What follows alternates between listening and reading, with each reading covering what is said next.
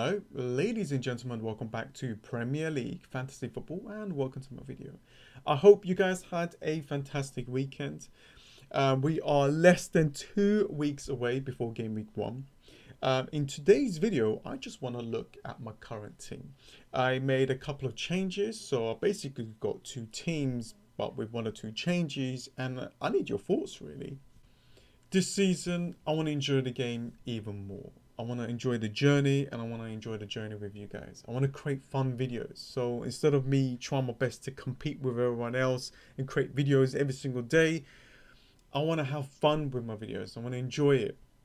I want to put a smile on people's faces. You know, this is a long journey that we're going to go through and I want to enjoy it. You know, we've seen what happened this year, last year. It has been a downer for such a long time. I'm kind of done with it now. You know, I'm done with it and I wanna have fun. I wanna enjoy it. That doesn't mean I'm gonna go out there and bring a lot of differentials into my team. I'm gonna play it properly, you know, but I'm gonna have a lot of fun. So you're gonna see a lot of things different in this channel. But anyways, let's go through the team. I thought I'd let that out there. But yeah, today I pretty much got like 2 similar teams with 1 or 2 things different. Now, as you can see, this is basically me. So that's me in my car, in my FPL car. We're in game week 1. And what I'm going to do is basically like at this background here, I'm going to make it better each week. I'm going to add things to it. It'll be like our story, our little story journey, really. So as you can see in game week 1, you can see Mo Salah there. So the idea here is like for me to attack game week 1, game week 2 and game week 3. I'm going to try my best to bank the transfer in game week 2 and have 2 free transfers in game week 3. So that's the kind of the first plan. If like I need to wildcards after game week 3, then I will. And when we get to like game week 7, you know, after this game week, it's the next international break. And this is where a lot of people is thinking to use the wildcard. For me, I'm thinking to use the wildcard there as well.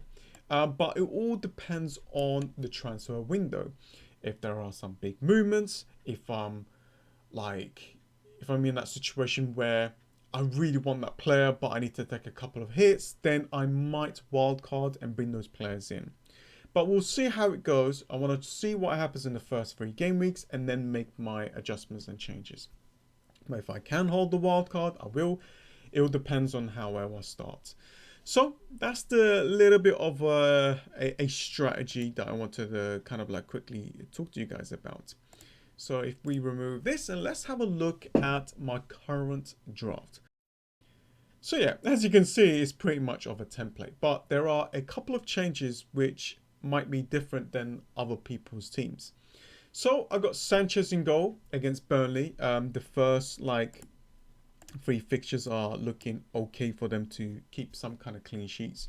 To be honest with you, Sanchez is a fantastic player for the long term, and 4.5 goalkeeper, I think that is a great steal.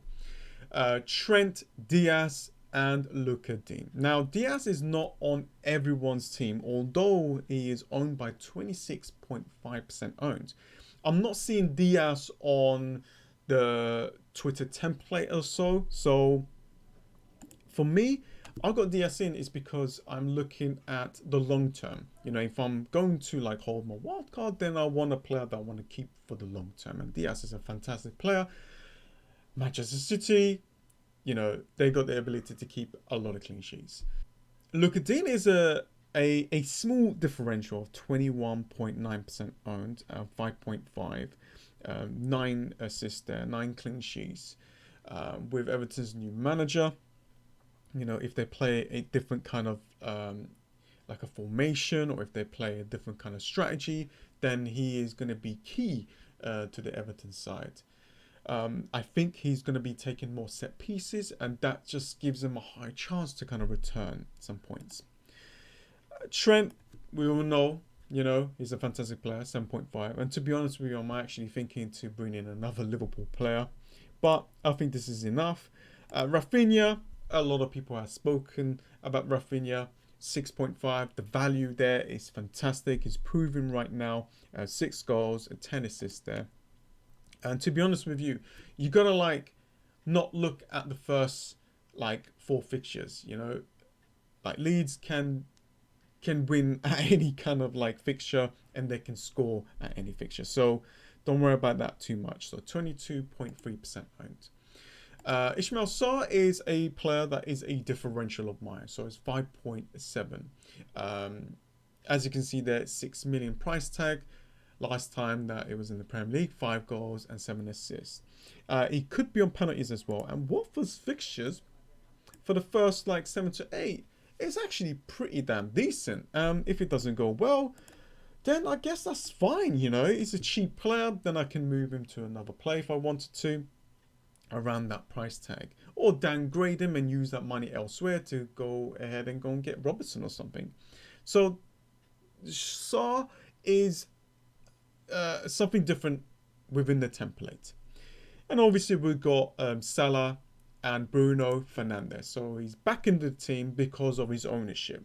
Now with Bruno, if you don't go with him and he does well, then you lose a lot of ranks. So I don't want to do that. However, I'm looking at a different kind of strategy with him. Salah, main captain. And as you can see, I brought in Antonio. So I removed Calvert-Lewin, which was in my main draft. I brought in Antonio. One of the reasons that I removed Calvert-Lewin is I just don't know how well he's going to do. I know that Benitez is a defensive manager, so that will help Luka Dean keeping a clean sheet. So I thought, you know, I've got Luka Dean there. It's an Everton cover. And I really wanted a West Ham cover. And what's the best West Ham player? It's Antonio. So I brought in Antonio, 7.5. He's been doing really well in the preseason as well. He's been playing a lot of games. He's been scoring as well. And that's what we want to see. He is an injury-prone player, of course. But a player like Antonio that is on form and he's playing regularly, he can be on fire. The fixtures are pretty decent as well, so that's why I went with Antonio. And you got Watkins and Tony. I don't really want to talk about them too much. I think a lot of people have spoken about them a lot, and I kind of did as well. You know, the first 3 fixtures for Watkins is looking fantastic. Maybe I could keep him, but maybe I can remove him in the wild card. So we'll just have to see. And Tony is a highly owned player. And if he does well, then, you know, 6.5, he's going to have a lot of price rises and so on. If he doesn't do well, I've got the wild card to kind of remove him, or I could remove him without the wild card if I bank my transfer in game week 2. So that's the kind of the team that I'm looking at. And to be honest with you, I'm not really changing a lot of things right now. It all depends on the preseason. You know, if there are some injuries, then I will make those adjustments. But for now, if someone told me that the deadline is tomorrow, I'll be happy to go with this team. And if we look at the bench, so I got quite a lot of money here. So I can like downgrade one of my defenders here that is 4.5 to a 4 million player.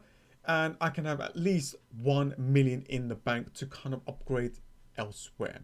But right now I've got 0.5 in the bank, just in case that I need that money of like transfers or something, or if there's some price rises and I missed it or something, I don't know. I can get another playing goalkeeper and so on. So anyways, that is pretty much the team. Now you guys let me know if you guys like this team or if you guys like this team. As you can see, it's pretty similar with 1 or 2 changes. And the changes are, instead of Bruno Fernandes, we got Sancho, that is 9.4 price, 12.7% owned. Decent fixtures for Manchester United. That's why a lot of people's going for Bruno as well. But this time, instead of Sarr, we got Mahrez from Manchester City.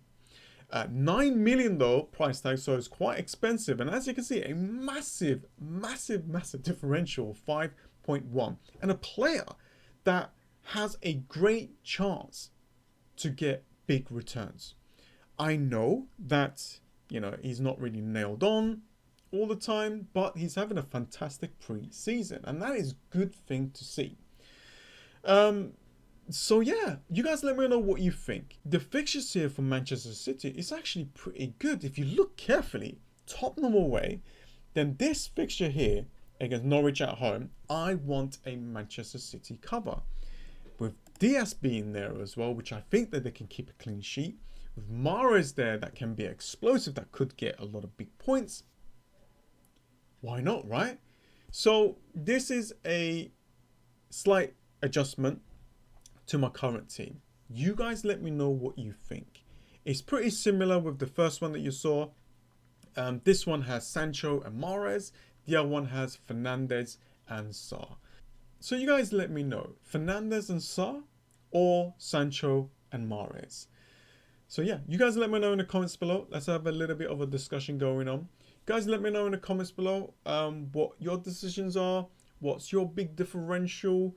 Obviously, you know, we've still got, you know, a long way to go before the deadline, and a lot of things could change, but let's have a little bit of discussion, see what you guys think. And that is pretty much it, guys. I hope that you have enjoyed this. Please give the video a like and subscribe if you're new. If you do want to become a Fantasy Football Hub member, there'll be a link in the description below. Anyways, guys, I'm thinking to post my next video on a Wednesday, so watch out for that. Anyways, guys, thanks for watching, and I'll see you guys next time. See ya.